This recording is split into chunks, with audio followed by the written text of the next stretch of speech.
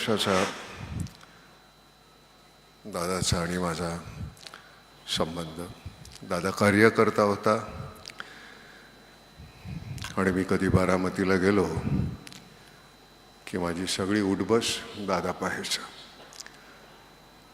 दादा 18-19, मी 25, शरदराव 35. 50 वर्ष खूप होतात, खूप आठवणी आहेत. फक्त हेच आहे, इतकी मंडळी आज जमली आहेत. ह्या शोकसभेच्या ठिकाणी दादाचा आज 75वा वाढदिवस साजरा करायला आपण जमलो असतो तर जास्त बरं वाटलं असतं.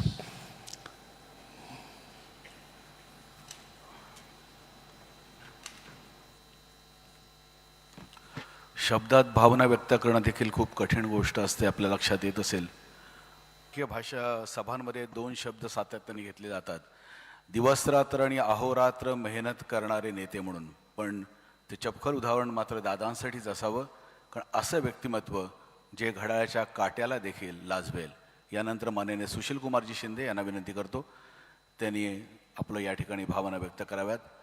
सुशीलकुमारजी शिंदेचा अनेक वर्षांचा दादांबरोबर असणारा स्नेह, सुशीलकुमारजी देखील तितकेच मिश्किल आणि दादा देखील दिलखुलास विनोदात त्या ठिकाणी रमणारं असं त्यांचं नेतृत्व होतं.